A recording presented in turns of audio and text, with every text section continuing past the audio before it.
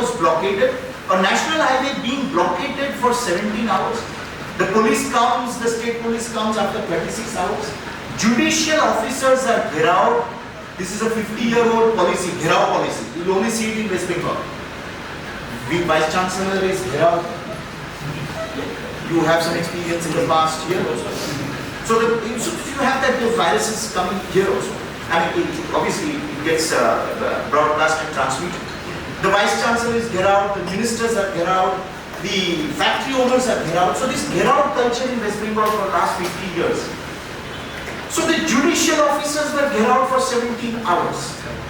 They were abused, they were threatened, they were lady judicial officers there. They were denied food and water. When finally, through the push of the Supreme Court of India, officers were not taking calls. When they were finally released, their cars were stone pelted. And the Supreme Court is on record, the Chief Justice of India is on record having said that this was a premeditated, well-calculated attempt to challenge the writ of the Supreme Court of India. So friends, I just gave you these two examples because I think the downslide of West Bengal is not only industrial, it is not only economic. I mean, we have given here statistics, how many schools, primary, secondary schools, 8,000 schools plus schools closed because of financial unviability. I don't know what that means when you have a school department, when you have a school education minister. Zero enrollment, highest dropouts are of girl children, girl students. Highest acid attack cases anywhere in the country is in West Bengal. 41% child marriages, girls getting married before marriageable age in West Bengal. And every day we are given a list of Ishwar Chandra Vidyasagar, Raja Ram Mohan Roy, great reformers, great thinkers who came out of, produced by the soil of Bengal, and this is the condition today. So the problem today is not only economic, not only industrial, because you know, all of you are extremely aware, you know how till the early 1960s, and statistics are there, how till the early 1960s West Bengal was a leading state in terms of industrial and economic output. But the sliding is not only industrial, it is not only educational, it is not only in the parameter of health. The greater challenge is a sliding where the writ of the constitution is challenged, where the writ of the highest court of the land is challenged, where national security imperatives are secondary to you and they are subsumed to your political objectives. This is what we are seeing in West Bengal today. And therefore, I'll keep another point for the last, because many former students of this university who have made it big in other ways have a lot of problem with the SIR, and because a lot of illegal voters have been removed from the list. I'll come to that later. Now, the intention of writing this book, as Professor Soni very rightly pointed out, especially the last paragraph in the introduction, where we say that it is high time that this stops. And for the last 12 years, Prime Minister Modi has also focused, he speaks about 140 crore Indians. Yesterday, while debating the Women's Reservation Bill, and by the way, the only woman Chief Minister of the country, till the other day she was the only woman Chief Minister, now there's another one also. But the only woman Chief Minister of the country for a long time has decided to oppose the Women's Reservation Bill. Now, for the last 12 years, we have pointed out, while he has focused and continuously worked for the whole country, for all states, yesterday Prime Minister Modi said in his debate, he says that, you know, I am from an extremely backward section of society. ये सही है, पर मुझे सबके लिए भी सोचना है as Prime Minister. So he's thought of all states, not only his states. I mean, even Kerala cannot say that they have been discriminated, whatever be the politics. I mean, for political rhetoric, a lot can be said. But, I mean, statistics show it otherwise. We have made a list in all sectors, starting from culture to health, to sports, to women empowerment, where Bengal has and continues to be the focus of Prime Minister Modi. And through various ways, in various manners, and these statistics are here to speak, he has actually ensured that Bengal's culture gets its due in the country and globally, that the sectors starting from connectivity to health to education gets its due as much as possible within the federal framework and against a situation where there is a lot of hostility. And I'll give you two examples. One is we have not mentioned that in detail, but we have obviously highlighted. The Bengali saris, from Baluchori to Gorod to Tangail, have all either got the GI tag, and they have been ensured, and the UK-India FTA, the Tangail gets a place there. The Bengali saris, the hand-woven saris, symbol of Bengal's culture, has got global recognition, not only for the sake of global recognition, but that it generates greater scope and employment for the future as well. It revives that entire industry. For the first time, 3 women from Bengal, each in their own field, have worked, but from marginal sections. Takdira Begum, Pritikana Goswami, and Pritikana Goswami, Takdira Begum, and Tripti Mukherjee. They have revived the Katha stitch, sector. I'm just giving you one example because now we are discussing the women's reservation bill. They have revived the Katha stitch sector, which is integral to the Bengali identity and especially to Bengali women. Not only that, someone like Tripti Mukherjee employs 20,000 tribal women. Employs in the sense she has ensured that they are empowered, they are self-reliant through her efforts. But nobody spoke of them.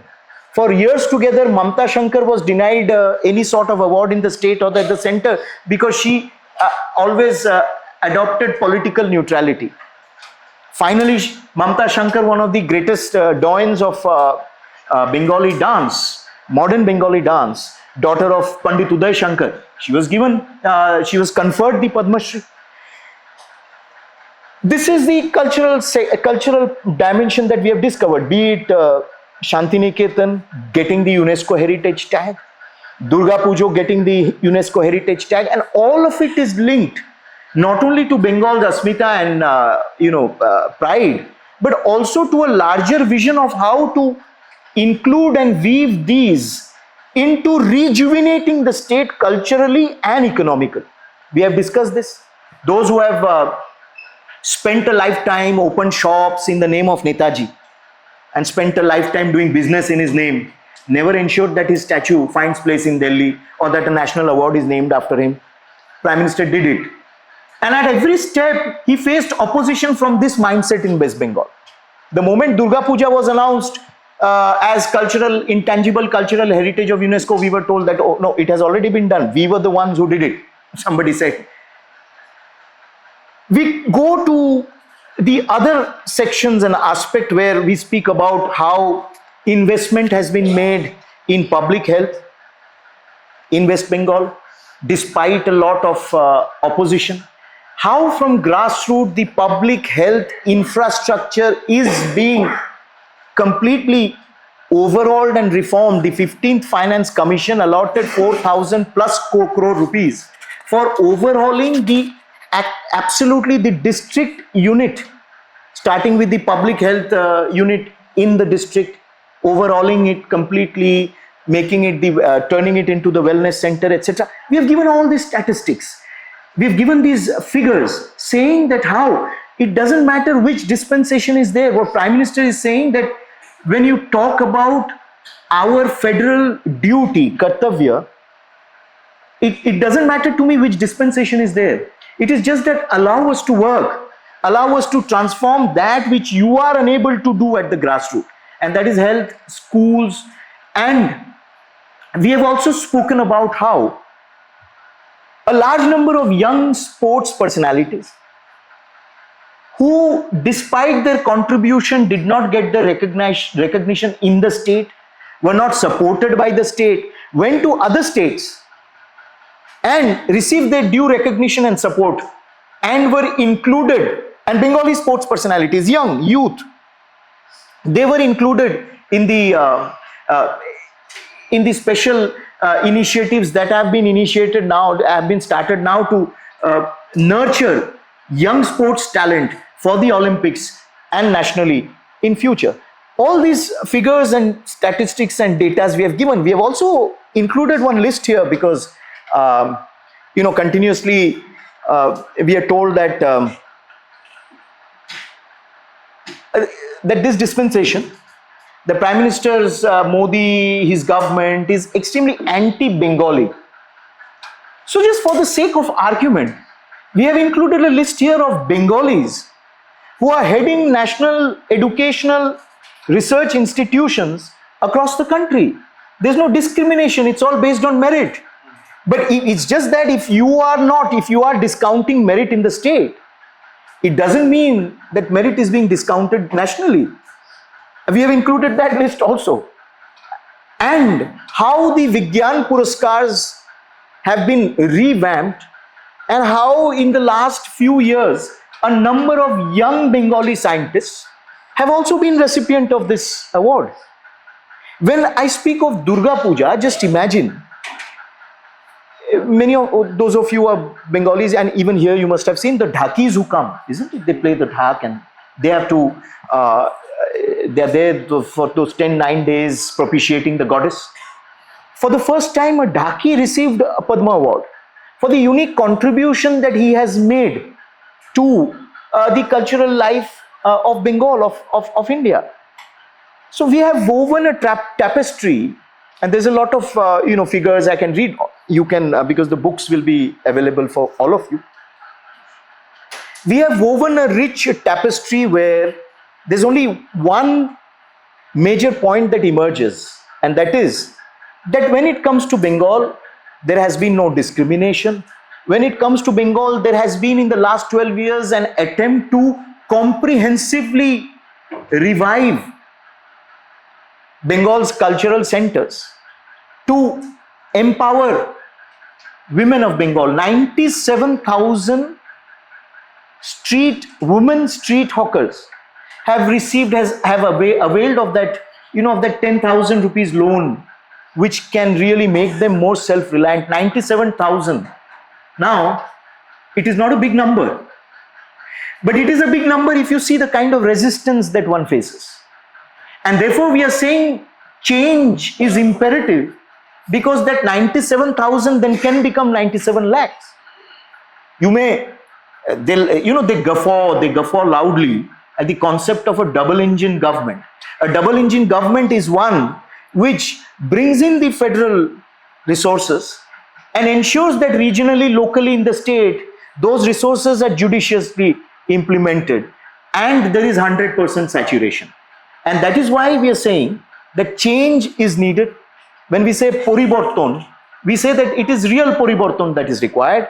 And Bengal, which was 50 years ago one of the leading states in all aspects, science education to education, and we are sitting in a university. I'm sure you must have seen that report brought out by the Indian Express. I'm happy that at times even the media does honest work without bias, because unfortunately in Bengal, if a reporter is too judicious, now it's a little reduced because the election commission is controlling. Because the forces are there, it's under the election commission. But on a good day in Bengal, even reporters get notices to appear in the police thana. And I'm leaving aside social media activists who are very enthusiastically expose wrongdoings. Even they get notices. So if one were to ask me, is there a model of a police state? Certainly Bengal today is a model of a police state. And in JNU, I can even use the word a fascist police state in Bengal. But that's true, because I can go on and give you examples. Now, Bangla was declared as a classical language, and I'll just end with this. Bangla was declared as a classical language, along with 5 other languages also. Assamese was there, Pali was there, Prakrit was there, Marathi was there also. And this was a long-standing, there were many state governments, there were many governments at the center. At times it was those who run the state also were at the center. But PM Modi pushed it through. Bangla was declared as a classical language. And it is in West Bengal. Please remember in 2018, in a place called Daribhit, just near, Raiganj, Uttar Dinajpur, Raiganj there, where 2 former students of a school were shot by the police because they supported the students' demand for computers, for Bangla, and for English education. And this is, it's all recorded. They were shot. In West Bengal, you are asking for being taught in Bangla, but they say that no, you have to make do with Urdu. It's no problem with Urdu, but you say that either or in West Bengal, and then you are shot if you ask, if you insist on that. And then they say, those very people who ordered the shooting and then got away with it, say that they are the best representatives of Bengali Asmita. And here is a prime minister who is a Gujarati, and they make fun of him because he can't speak Bangla properly, but he attempts to speak as if Bangla is someone's monopoly. They don't even know Nagindas Joshi, who was one of the finest exponents of Gurudev. They don't even know that Gurudev in Shantiniketan established the first and the largest Hindi Vibhag and invited Hazari Prasad Dwivedi to take charge of the Vibhag. And I don't know today, but till the other day, Shantiniketan had one of the best Hindi libraries. They don't know this history. They fire on people demanding Bangla education. They lampoon a prime minister who gives classical status to Bangla, and then they say that they are the custodians of Bangla, of Bengali Asmita. So, these are, but obviously in the book, we make it very fact-based. We have mentioned these, but we make it very fact-based. It is factual. It is supported. Every paragraph practically has an endnote and a reference. There's an entire 50-page, it's an 140-page book. It's a 80-page write-up with a 50-page reference section. So academically very sound for those who read. It's not rhetoric. It is an academic work. And I would invite all of you to not only read, but to also disseminate, because this is very crucial for Bengal. Bengal can't become marginal. Bengal can't be pushed to the fringe. You know the history of Bengal, you know the past of Bengal, and you know why Bengal is important for us. And we are sitting in the School of International Studies. You tell me, and Professor Mohapatra has left, but I would urge all the senior faculty who are here and other scholars and students. Tell me, in the last 50 years, I have done a bit of study, but you can also, I would urge you to look into it. In the last 50 years, there has been no grand idea that has been pushed out, which has come out of Bengal. No grand idea.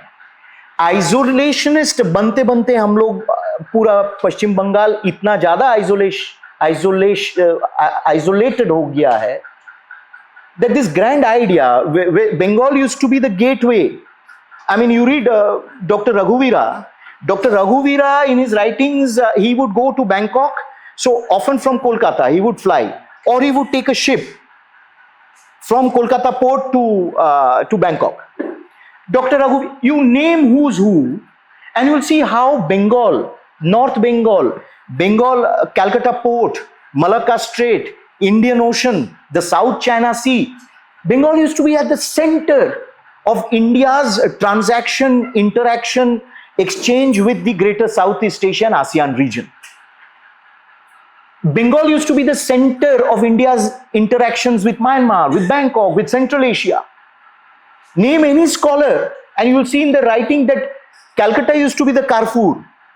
Read Rahul Sankirtan, Darjeeling, Kalimpong used to be the base for his travels to Tibet.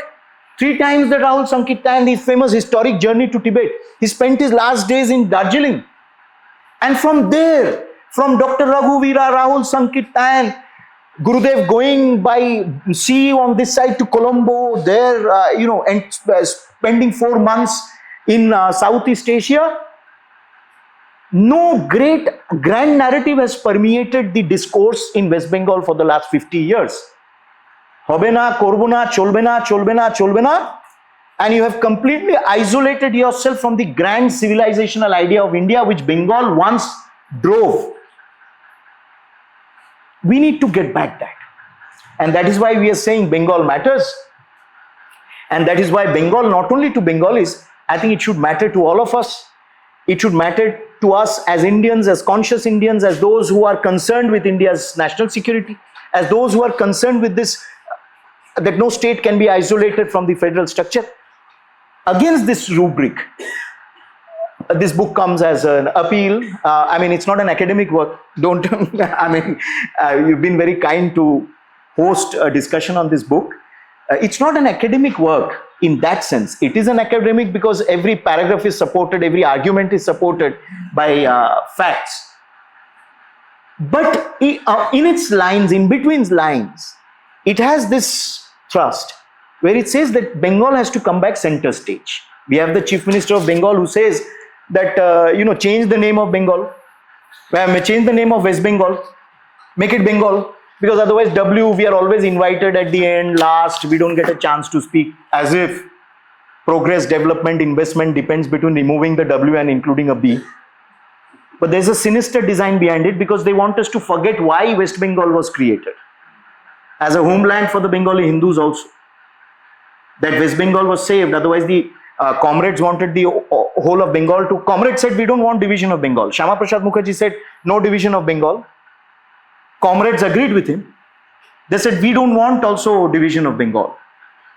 Shyama Prasad Mukherjee said if the whole of Bengal is sent to Pakistan, included in Pakistan, then we want division of Bengal. Because we want a portion of Bengal to remain integrally with the Union of India. Comrades called him modern Curzon. That's a different debate. We'll do it some other day. I get very passionate when talking about Dr. Mukherjee. Comrade said, he's the modern Curzon. Curzon divided Bengal, Mukherjee is dividing Bengal again. So Mukherjee said, fine, yeah, because Curzon divided Bengal because he wanted to break the nationalist forces. I want to divide Bengal because I want to preserve the integrity of India. So then Comrade said, we don't want division of Bengal also. But then they said, in a hushed tone, they said, we want the whole of Bengal to go to Pakistan. And the Gangadhar Adhikari thesis, etc., 17 nationalities, and all that, have some debate. But then what happened? West Bengal was created. The Bengali Hindu at least had a homeland respectfully to live. That is also challenged now because of the demography. And many of comrades went to East Bengal, East Pakistan. And they established the Communist Party of East Pakistan there. 6 months. Tail between legs, all of them. Some were thrown in prison for 6 months. All of them were driven back to West Bengal, where they regrouped. Communist Party of India was formed. And the West Bengal that was created by Shyama Prasad Mukherjee, the comrades came back there. They contested elections, became MLAs, and continued to thrive politically. So there's no discrimination under a secular constitution. I just want to point out finally, I mentioned the SIR. Lot of hullabaloo going on because you'll see West Bengal is the only state where there's so much noise happening. SIR took place in 11 states. No noise happened. Some happened, but that is obviously a democracy. Everyone has a right to make noise. You give us the best platform here to make noises. The basic contention that we saw during the SIR, and because there's, the old Rajni Kothari group, they are no more the original Rajni Kothari group. They claim to be descendants of that Rajni Kothari ecosystem, but I think Rajni Kothari also would have, rejected them. That ecosystem has been making a lot of noise regarding SIR. They do not, either they don't know or they don't acknowledge the kind of challenges that one faces along the border areas in West Bengal, including Assam. Those who have gone around those areas know how challenging it is. But I just want to point out one article written by T.V. Rajeshwar, former director of IB, who was very close to Mrs. Gandhi, very close to that dispensation. No way was he a BJP person. वो कभी जीवन में RSS भी नहीं किया TV Rajeshwar. उनको अगर मौका मिलता तो आईबी इमरजेंसी के समय में आईबी के डायरेक्टर थे. इमरजेंसी के समय में कितने लोग जेल में डाल दिया गया था वो तो आप जानते ही हैं. Now TV Rajeshwar was governor of West Bengal for about 11 months between 89 and 90. And later on in 1996 February, he wrote a 3-part article in Hindustan Times. It is there.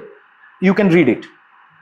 Again, please remember that he was not ideologically aligned to, I can say, to the ecosystem or framework that we belong to. He is writing, from early 1980s, the ratio of Muslim migrants had steadily increased in West Bengal. When I was governor of West Bengal in 1989-90, I had toured the border districts of Malda, West Dinajpur, Kuch Bihar, Jalpaiguri. He's writing this in 1996. And also visited the border checkposts. The border could not be clearly defined or demarcated in many places. And I saw near Dinhata in Kuch Bihar district, the green paddy fields crisscrossed by bamboo poles with red flags showing the border line. Smuggling of rice, salt and other essential items was a common occurrence. West Bengal today has become a hub of human trafficking, please remember. It is a hub of human trafficking. And despite that, around 49 anti-trafficking units with a lot of push has been able to be established in West Bengal by the Modi government, despite a lot of pressure and resistance. Bangladesh's farm labor moved in West Bengal border areas during the sowing and harvest season, continuous in those days. During my tour, I met the Sabhapatis, the MLAs, and officers of the respective district and discussed their problems. In none of the 4 districts did anyone, either an official or a non-official, even mention Bangladesh immigrants as a problem affecting them. For 50 years, this issue was completely brushed under the carpet. Nobody even discussed that. And that is why you have a state where you have 50 plus dubious, dead, doubtful voters. And for decades, those voters have been voting. It was a joke amongst many of us that even ghosts came to vote in Bengal elections. They were so committed comrades that they came to vote even after they were dead. That cleansing has taken place. And one can read, he has even given how population-wise, he has given how districts in Bihar, in North Bengal and the bordering districts can ultimately form a separate country altogether, and the demand can be raised for a separate homeland. He has, at that time, he said, he's ending this crucial tract of land in West Bengal and Bihar. And he says which tract of land. He gives the Murshidabad, Malda, Nadia, West Dinajpur, adds up to, in those days, 27 lakh population. If we add the population of Kishanganj of Bihar, which was at that time 9+ lakhs, the total comes to 28 lakh population. All figures based on 91 census.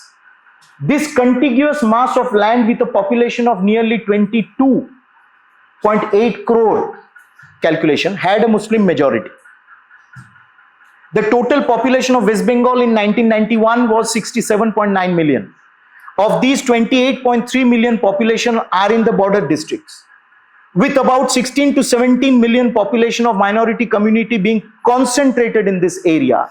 This crucial tract of land in West Bengal and Bihar lying along the Ganga and Hooghly and west of Bangladesh should cause anxiety for any thinking Indian. T.V. Rajeshwar, former director of IB, very close to the Congress dispensation, governor of Uttar Pradesh during UPA 1, he has written this. We have not written. Non-scholar, non-thinkers like us, we have not written. They have written. So friends, this is the overall challenge of West Bengal. And in that, as Professor Sharadji has very nicely summarized the entire effort that we have put in, we say that there is a silver lining. And that has already started. And that is why change is required for that to happen in a complete manner, comprehensive manner. All central schemes, Modi government schemes must have 100% saturation. The state must be benefited from the grassroots upward with the schemes. And for us, those who keep imagining and thinking, West Bengal must again become central, must be mainstreamed, and must be the driver of our national growth eventually. Thank you so much for your patience and for being, for very politely listening to whatever I have